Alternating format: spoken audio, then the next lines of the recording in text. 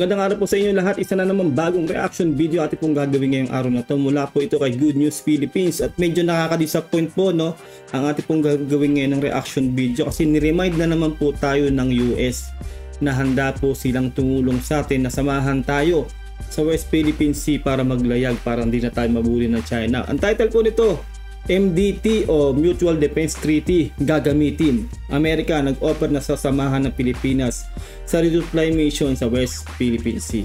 Kung hindi ka pa nakasubscribe sa channel ni Good News Philippines, mag-subscribe ka na, and don't forget to subscribe din sa aking channel para updated ka kapag naglalabas tayo ng gantong reaction video. Simulan na natin to. Let's do this. Mga idol at kabayan, breaking news! US Indo-Pacific Command Commander nagpahayag na sasamahan ng Parsa ng Amerika ang rotation at resupply mission ng Pilipinas sa West Philippine Sea. Wala talagang takot ang Amerika sa China. Ayon sa Amerika, ito ay reasonable option dahil merong mutual defense treaty ang Pilipinas at Amerika. Every option between the two sovereign nations in terms of our mutual defense, escort of one vessel to the other is an entirely reasonable option. Isipin nyo ito harap-harapan ko, katabi niya si Commander Browner. Isipin nyo, ni-remind na naman tayo na yun nga, may option na ganun, no? Tayo na lang talaga ang makulit. Ang Pilipinas na lang ang ayaw bigay ng go signal na samahan tayo, no? Ito harap-harapan, sinabihan na naman tayo na ganun nga, para matigil lang ang panghara sa atin ng China. Ewan ko kung bakit hanggang ngayon ay ayaw pa rin natin na magpasama sa US, no? Diyan sa West Philippine Sea. Grabe, ito na. Of one vessel to the other is an entirely reasonable option.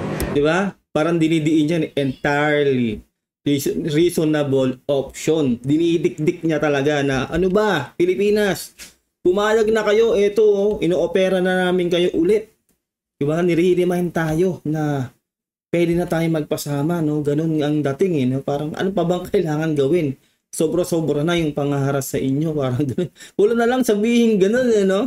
Pero dapat munang pumayag ang gobyerno ng Pilipinas sa inaalok na tulong ng Amerika. Kung kayo ang tatanungin mga kabayan, payag ba kayo? Yes. Department of National Defense Secretary inihaya na China ang bansang nanggugulo, hindi ang Pilipinas. Totoo nga naman mga kabayan, dahil maging warship ng China ay kanilang inilapit sa Sabina. In this region, China, although without saying it, and I'll say it for you, is the biggest disruptor of international peace in the ASEAN region. Subscribe kay Good News Philippines. Amerika kinumpirma na pwede nilang samahan ang mga barko ng Pilipinas sa resupply mission sa West Philippine Sea. Sinabi ito ng Top Admiral ng Amerika nitong Martes, ika-27 ng Agosto taong kasalukuyan sa isang pagtitipo dito mismo sa Pilipinas. Dagdag pa ni Samuel Paparo, Commander ng US Indo-Pacific Command, na isang entirely reasonable option sapagkat meron namang mutual defense treaty ang Pilipinas at Amerika. I mean, certainly within the context of consultations, every option between the two sovereign nations in terms of our mutual defense, escort of one vessel to the other is an entirely reasonable option. Parang quote-unquote pa yun, no? Parang idiniin talaga niya entire option talaga, di ba? Kumbaga, reasonable option. Dinidikdik niya na talaga. Nako, Pilipinas, no? Tango sa gobyerno natin kung sino man ang pwedeng mag-go signal dyan, gawin na po. Dahil wala na tayong ibang option. Kasi sobra-sobra na ang ginagawa sa atin ng China. Ngayon po, no, na-fail po talaga yung ating pag-resupply mission dun sa Teresa Magbanwa. Nauubos na po ang supply nilang doon, no, gas. Saka yung pagkain po ng ating mga kasundaluhan dahil po talaga sa ginawa sa atin ng China, hindi po nag-success ang ating mission na yon. Kaya ito po, sobra-sobra na ang ginagawa sa atin ng China. Kailangan na po ito. Hindi ko po alam, no, sa ating gobyerno dito sa mga to kung sino man ang kailangan magbigay ng go signal dyan. Bakit ayaw pa nilang pumayag? No? Inuulit ko, no, parang nire-remind na naman tayo talaga dito, dinidiktik sa atin na yun ang option kasi meron tayong MDT o Mutual Defense Treaty. Anytime, pwede tayong samahan dyan sa West Philippine Sea. Within our mutual defense treaty, among this close alliance between the two of us. He is a top gun graduate and has completed. Well, definitely we will continue our patrols in the West Philippine Sea. No, not just maritime sea patrols, but also our air patrols. Because it is our obligation, it is our job to do that, no, to protect our rights, our sovereignty, and our rights in the West Philippine Sea. Yun nga, lagi sinasabi to protect our sovereignty, our EEZ, pero wala. Hindi naman napoprotektahan eh. Ang tutuusin eh, real talk, no? Hindi naman po sa nagmamagaling tayo, no? Opinion lang. Ito po, inuulit-ulit na po ng US sa atin na anytime pwede tayo magpasama sa kanila dahil sa MDT. Diba? Bakit hindi pa rin tayo pumapayag? Sa kabila ng kabilat-kabila ang pangarap sa atin ng China. At ngayon po sobrang lumala na. Pinalibutan na po ang ating barko ng kanilang mas malalaking barko nila. Diba? Nag-fail na ang ating mission doon sa Teresa Magbanwa. Ay paano kung sa susunod na pumalaot tayo dyan o kahit eroplano pa? Kung mag-fail na naman, magugutom, mamamatay sa gutom ang ating mga kasundaluhan. Real talk po yan. Mawawala ng gas ang Teresa Magbanwa. Alam niyo naman na hindi tatakbo rin yun ng ganun. Diba? Ano pang pwede pang option na gawin natin dito? Kailangan na po pag-isipan to ng ating gobyerno. Sila ay sana ay bigyan na ng matinding option o talagang isagad na po. No? Kasi sagad po ang tulong sa atin ng US. Isagad na po natin. Tanggapin na natin at lunukin na natin ang ating ego, ang ating pride. Hindi po talaga natin kaya ang China kung tayo lang ang lalaot dyan sa West Philippine Sea. Real talk yan. No, to protect our rights, our sovereignty, and our rights in the West Philippine Sea. Pero dapat pumayag ang Pilipinas. Tama. Hindi pwedeng manggaling lamang ang desisyon na ito sa Amerika. Ilang beses nang nagsabi ang Amerika, mga kabayan, na nakahanda itong samahan ang rotation at resupply mission ng Pilipinas, ngunit ang Armed Forces of the Philippines at Department of National Defense sa utos na rin ni Pangulong Bongbong Marcos Jr. ay piniling wag isama ang puwersa ng Amerika upang hindi na tumaas ang tensyon sa West Philippine Sea. Parehas kami ng sentimento ni ni Good News Philippines. Grabe, no? Kasi lahat tayo napapansin na yan. Hindi nga pwede mag-decide talaga ang US. Kailangan niya mutual. Kaya nga MDT. Kailangan mutual. Hindi pa pwedeng sila lang may gusto. Teritoryo natin yan. Hindi naman nila teritoryo yun. Kumbaga tayo yung makikipaki. No? Tayong pakisamahan kami. Ganun, no? Ganun dapat Hindi ko po talaga alam kung bakit hanggang ngayon sa kabila ng pangharas sa atin ng China na swagad boto na ay hindi pa rin pumapayag ang ating gobyerno o sino man po ang pwede pong magbigay ng go signal dyan. Wala na po kahit ano pong gawin natin ay nahihirapan na po ang ating PCG, ang ating BPAR vessel na maglayag dyan. Lahat po na nagro-rory mission dyan, lahat ng resupply mission ay baka lalo mag-fail kasi itong huli nag-fail na naman tayo at sobrang nakakalungkot po dahil yung mga naka-station po natin mga kasundaluhan po ay wala na po silang pagkain. Paano na yun? Kaya sana mag-isip po ang ating gobyerno. Ngunit dahil sa patuloy na pang-aabuso at pang-aapi ng China at maiwasan na rin magkaharap ang China at Pilipinas at mauwi sa madugong labanan, mas maigi na siguro mga kabayan na pumayag ang Marcos administration na samahan tayo ng Amerika sa West Philippine Sea. Sa katunayan, kitang-kita naman na hindi lamang China Coast Guard at Chinese Maritime Militia ang ipinadadala ng China sa Skoda o Sabina Shoal na mataan na pati barkong pandigma ng Chinese People's Liberation Army Navy ay naroroon na rin sa lugar. Todo, sagad po ang kanilang mga may backup pa talaga sila mga ganung katitindi, no? Kaya tayo wala. Yung mga barko natin nabubutas lang, di ba? Ganun. Bini-flare lang tayo sa sa himpapawid. Anong gagawin natin? Kaya sana ma-realize po ng ating gobyerno yan na kawawa tayo, no? Mula sa pool, kung titingnan po talaga natin kawawa tayo. Sana makadepensa naman tayo o makagante dyan sa China. Inuulit ko po na matagal na po yan. Kung tayo po ay gaganti sa China, hindi naman po sila basta-basta magdedeklara ng gera dahil ang dami na pong example natin dyan. Vietnam, Indonesia, South Korea, Japan, lahat po yan ay pinaterkano ng China. Yung South Korea, minasinggan pa sila. Lumubog pa yung barko ng China. Nagkaroon ba ng gera? Wala. Kahit po yung Taiwan, wala naman po hanggang ngayon na nagiging gera na ang sanhi ay ang China. Wala pong ganun. Kaya kailangan po ipakita po natin ngayon sa China na kailangan po nating dumepensa at pakita naman natin na kaya nating ipaglaban ang ating soberanya sa tulong ng US. Sana payagan na po natin na samahan tayo ng US. Kung pandigma ng Chinese People's Liberation Army Navy ay naroroon na rin sa lugar. Yet, what is China trying to do? It's trying to break us apart. And that, fortunately, will not happen because I believe firmly that our leaders realize that in this region, China, although without saying it, and I'll say it for you, is the biggest disruptor of international peace in the ASEAN region. We should not allow China to define what ASEAN centrality means. We should get together in ASEAN and protect each other's sovereign rights and sovereignty. Tayo lang naman sa ASEAN ang hindi nagpoprotekta sa ating sovereign rights at EEZ. Real talk, 'di ba? Totoo lang yung sinasabi ko, no? Dahil lahat po sa ASEAN, 'di ba? Lahat 'yan, Vietnam, lahat po 'yan. Lahat na sa ASEAN ay pinagtatanggol din lang kanilang EEZ. Tayo lang po ang hindi. Tayo lang po ang walang ginagawa na pagtatanggol. Actually, tayo ay umiiwas. Ganun po 'yun. Mawawalan po kasi ng saysay ang boka, no? Kung ganto rin yung mangyayari sa atin kada maglalayag tayo, papakita natin, bibidyo na naman natin na hinaharas tayo ng China, puro ganun. Wala, kahit nga po kaming mga ordinaryong mga mamamayang Sen Gibo, Secretary Gibo, no, ay kami medyo sawa na sa nangyayari sa atin. Hindi naman po porke tayo po ay gumante o dumepensa sa China ay magkakagera. Na alam nyo po yan.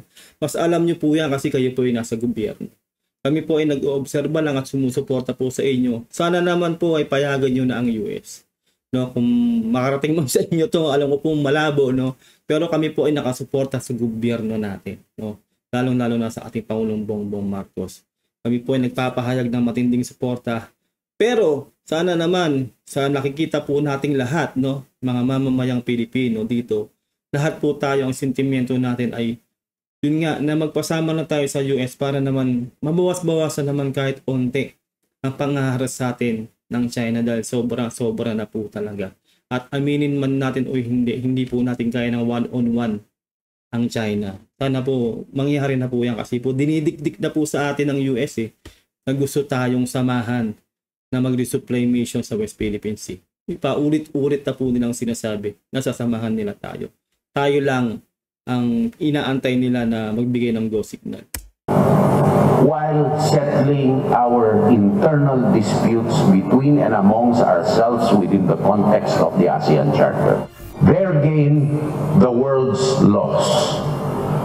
I repeat, it is not a Philippine loss so much as a world's loss because a retesting, a recalibration, a redefinition by bilateral agreements which chip away from multilateralism and multilaterally agreed upon frameworks and rules and norms becomes the venue for reshaping a legal order into one country's specific benefit.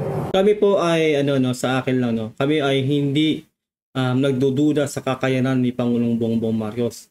Kami pa nga ay sobrang hangang-hanga dahil sa matinding pamumuno ni Pangulong Bongbong Marcos kasi lahat po talaga ng malalakas sa bansa ay sumusuporta sa atin. Tulad po ng US, no. At ngayon po nakita niyo naman po $500 million ang kanila pong sinuporta po sa atin. Pas ito po, no, sinasabi nila na antayin lang namin kayo, samahan namin kayo dyan sa MDT sa West Philippine Sea.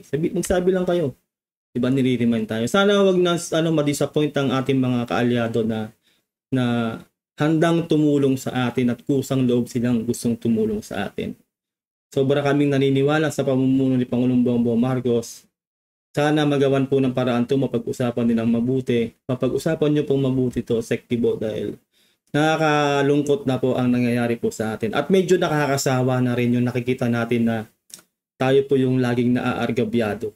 Matagal na po kaming gumagawa ng ganitong video, ng reaction video na puro paulit-ulit na lang po na tayo na lang po lagi na naaargabyado. Sana po sa susunod naman po na makikita po kami ng video na makita natin na pumapalag naman po tayo dahil hindi naman po talaga at alam niyo po yan na hindi naman po basta-basta magdedeklara ng giyera ang China kung pumalag po ang Pilipinas.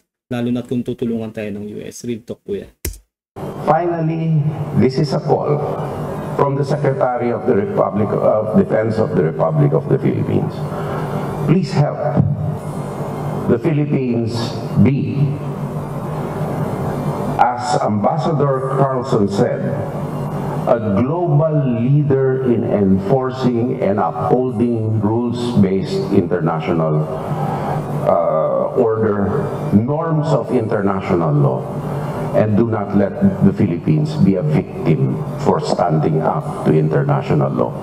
Well, hindi naman tayo matatalo sa international law. Alam ng UNCLOS yan, kahit anong mangyari, tayo ang nasa tama. Kasi alam naman natin yung nilalabas sa black propaganda ng China, which is maling-mali. Dahil alam ng mundo na sila yung may kamalian dito, hindi ang Pilipinas. Hindi tayo nagpo-provoke, tayo ay nagre-resupply mission na dyan sa West Philippine Sea. Kaya obviously, nanalo tayo sa international law kasi tayo nasa legal. Unang-una, tayo nanalo dyan sa Arbitral Award ng 2016. Legal ng ating EEZ na yan. Kaya kalokohan na tayo ay matalo pa sa UNCLOS. Yung ipinaglalaban ng China na 10 dash line nila ay malaking kalokohan yon. Kasi wala naman sa record yun. Kumbaga, walang hindi faction. Kumbaga, kahunghangan lang ni Xi Jinping yung o sino man nag-isip ng 10 dash line na yun. Diba? Kaya panalo po tayo sa UNCLOS o sa international law. Pero ang pinakamatinding natin dito, matinding pasakit sa atin nga yung pangaharas ng China. Although tayo talaga ang panalo dyan pagdating ng huli. Pero nakikita natin, nahihirapan na po tayo, nabubutasan na tayo ng barko. May naputulan ng daliri. Aantayin pa po ba natin na may mawalang buhay para po pumalag tayo na samahan tayo ng US? Sana po wag na pong umabot sa ganun kasi po wala na po tayong ibang option dito kung tutuusin. Sana po magpasama na tayo sa US. The Philippines be a victim for standing up to international law. Parang ba sabihin na sinisingil natin yung mga alay? Ano bang... Hindi. Ang message natin is yung international law na pinaglalaban natin, na sinasabi natin West Philippine Sea, international law, hindi ito static na concept. Dahil ang China, gumagalaw yan, dynamic. Kaya ang interpretation natin ng except for yung mga immutables, EEZ is 200 nautical miles, ganyan, walang baguhan yan. Areas where we have sovereign rights in jurisdiction, walang baguhan yan. Pero kung papaano tayo makipag-ugnayan sa mga like-minded nations sa paghaharap sa isang dynamic na katunggali, katulad ng China, kalaban na katulad ng China, hindi dapat tayo makanalize ng isang body of law na magiging, eka nga sa English, wooded. Law should be interpreted to face dynamic situations. And we have to tailor our operations to include our MDT to meet this dynamism. At ang importante din na sabi dito, deterrence is not merely military. It is any influence which will prevent a violator from pursuing the course. And military operations, law operations such as this, na multidisciplinary na rin, hindi lang military. So, ibig sabihin, kung hindi military ay hindi talaga tayo magpapasama sa US, no? Parang gano'n kumbaga parang hindi option na tayo po ay magpasama sa US at kung tayo po ay harasin ng China, ay hindi option na tayo ay gumante. Parang gano'n yung gustong sabihin ni Sektibo. Parang isipin nyo kung hanggang ngayon o hanggang kailan pa, hanggang mag-December na, hanggang mag-next year na, ganito yung gagawin sa atin ng China. Wala na lang po ba tayong gagawin? Parang ganun po ba yun? Na parang isasawalang bahala natin yung ginagawa sa atin ng China na matagal na po nilang ginagawa. Parang naman para sa akin po, parang malaking kalokohan po naman yan na hindi naman po siguro tayo porque, halimbawa, porque tayo ay nag-water cannon sa China, ay may batas din na ipupukol sa atin ng international law o na UNCLOS na dahil gumanti tayo ay pinangangambahan nyo na baka hindi tayo manalo sa isang sektor ng batas, no? Diyan sa UNCLOS. Lamang na po talaga tayo dito eh. Tayo po talaga yung maraming ebidensya eh. Tayo yung talagang kumbaga sinasakluluhan o talagang sinusuportahan ng mga malalakas na bansa. Ibig sabihin lang po noon, tayo po ang nasa tama kasi yung common sense po yan, hindi tayo susuportahan ng malalaking bansa kung tayo po ang mali. Real talk po yan, no? Parang ganun po yung sinasabi ni Sek Kibo dito na hindi militarization o, di ba, pagganti o kung ano man. Kasi nga yung MDT, di ba, military ano yun eh, effect yun kumbaga eh. Kasi parang magpapasama na tayo sa isang like-minded nation natin na US nga yung pinakamalakas sa mundo na talagang nagkukusa, natulungan tayo, nasamahan tayo, no? Parang ganun yung dating, no? Sa pagkakaunawa ko. Correct me if I'm wrong po kung ganun din po yung kung iba po yung pagkakaunawa nyo o parehas tayo sa sinasabi nito ni Sek Kibo. Kasi po para sa akin po, sobra na po talagang ginagawa sa atin ng China. Kailangan na po natin dito ng agarang aksyon para mabago naman po ang kwento. Hindi po yung tuwing mag-remission po tayo, nakikita na naman po natin tayo po yung agabyado. Tayo yung binabangga-bangga, tayo yung water cannon.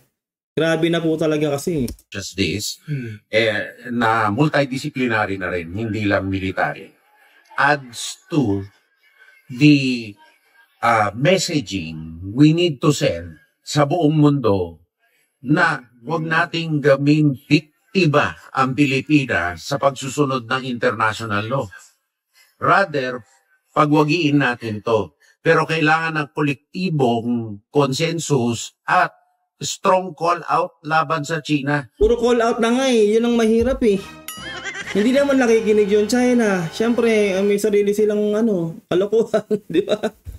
Sobra-sobra na po tayo sa call out. Wala na nangyayari sa call out. Tayo pa yung binabaligtad ng China. Hindi ko na po alam kung anong sasabihin ko. No? Kasi po para sa akin talaga, pinakamatinding option na lang po talaga natin magpasama na po tayo sa US. Wag na po nating antayin yung kinatatakot po natin na may mawala pa sa atin noon na may alam nyo na may masawi pa sa ating mga PCG o kung ano man ang lalayag dyan sa atin sa teritoryo natin. Kung consensus at strong call out laban sa China. Kung hindi, tutuloy-tuloy lang ang China. Which goes also to what they're doing in the West Philippine Sea. That is to be expected because this is a struggle that we are struggling against a more powerful adversary. Tagal na po tayo nag-i-struggle. Di ba?